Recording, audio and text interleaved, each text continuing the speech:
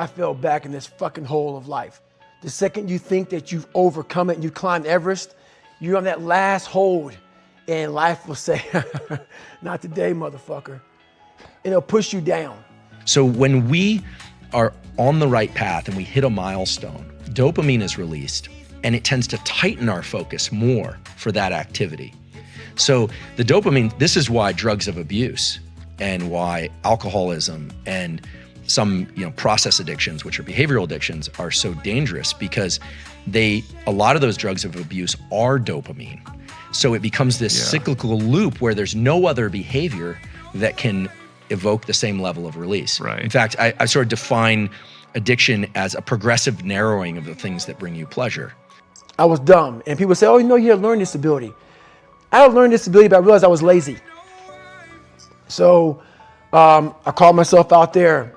I called myself out every which way possible. I didn't call myself out. I was just honest.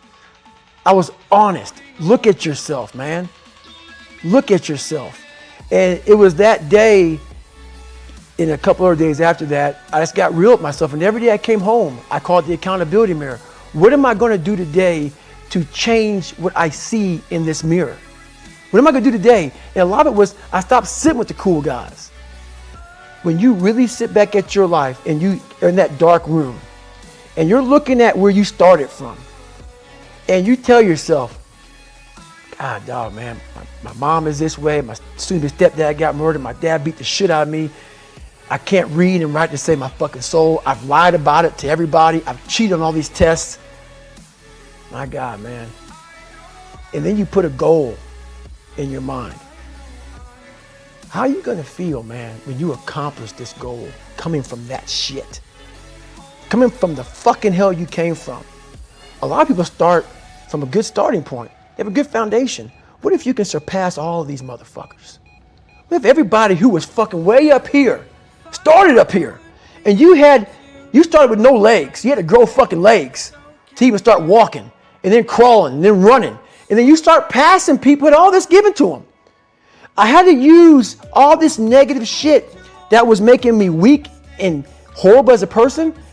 I had to use this as the power that now fueled me. I had to flip it on its head and say, hold up. This might be exactly what I need. The darkness is exactly what I need. It's how you look at your situation. And I was looking at it all fucked up. Just like you said, no one knows the real truth about me, how hard I really go. I don't care if anybody knows. I don't want anybody to know. I'm an introvert. I live an introverted life. And I love that about me. That right there is my fuel. Is I know that there's really no one out there grinding like me. And if they are, so be it. If I know about you, I'll make sure that I up my game. That's what the mentality is all about. My whole thing is a mentality thing. Like I told you the last time I was on the show, I viewed myself as the weakest person on the planet Earth. My goal in life was to, in my mind, believe I'm the hardest man alive. And that's why the whole thing is can't hurt me. That's what it's about.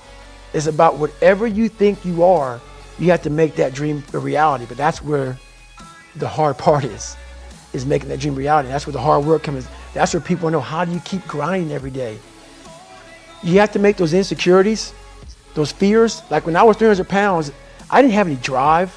I'm gonna go be a Navy SEAL. What kind of stupid shit is that, 300 pounds? There wasn't like a drive to go be a Navy SEAL. I was an insecure, lying kid, afraid. I had to look at my insecurities and in my fear and find drive in that. We're all looking for passion. Passion's all around you. You have a whole fucking stack of it all around you. It's your insecurities, all that shit. You gotta dive deep in that shit. It's all in there. All the energy and fuel you need is right in yourself. It's all there. You got a lot of stuff to do to overcome. And that's where I found it. I found it right there in my own insecurities. I found drive in my own insecurities. And that's the most powerful thing in the world. When you can find drive in your own doubt, fear, insecurities, you become very unstoppable. And now you get the rest of your life to think about that. Man, I could have lived a much better life if I just would have just suffered a little bit more, if I just would have went in that shit and realized I had so much more. But fear and the 40% and living here versus living here, being afraid, stopped me. So I'm a big guy in visualizing. I'm a big guy in making a world. It may not exist. To me, it does. To me, it does. And I'm overpowering myself every day.